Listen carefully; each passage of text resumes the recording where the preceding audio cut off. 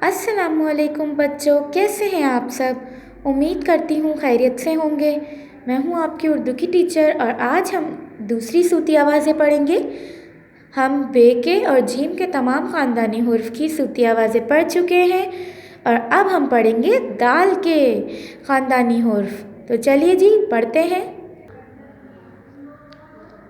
यहाँ देखिए बच्चों, मैंने दाल के तमाम ख़ानदानी हुर्फ बनाए हैं। ये देखिए दाल, डाल और जाल।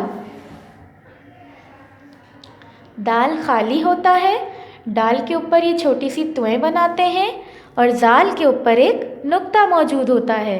सबसे पहले हम पढ़ेंगे दाल की। इस हुर्फ का नाम क्या होता है? दाल, जबकि इसकी आवाज़ क्या होती है? दा। यहाँ हमें इससे बनाया गया एक इसका फ्रेंड दिया गया है जो कि क्या है? दरख्त। मेरे साथ पढ़िए सब। द दरख्त, द दरख्त, द दरख्त। Everyone read with me. The दरख्त, द दरख्त, द दरख्त।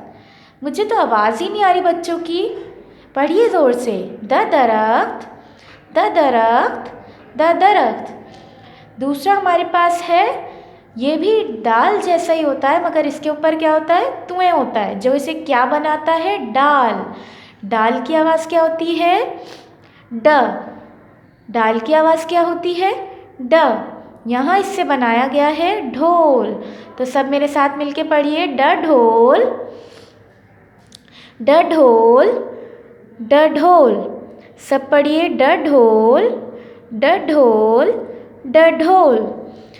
ये दाल का आखिरी ख़ानदानी हुर्फ है जो क्या है? जाल।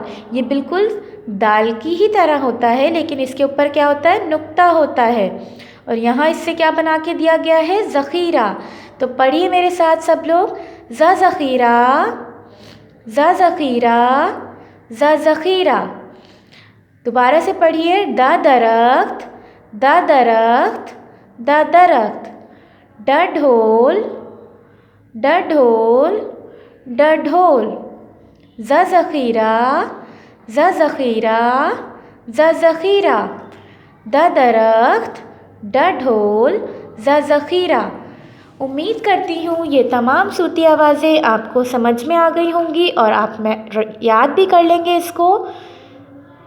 अगली वीडियो में अगली सूती आवाज़ों के साथ हाज़िर होंगी। तब तक के लिए अल्लाह हाफ़िज़।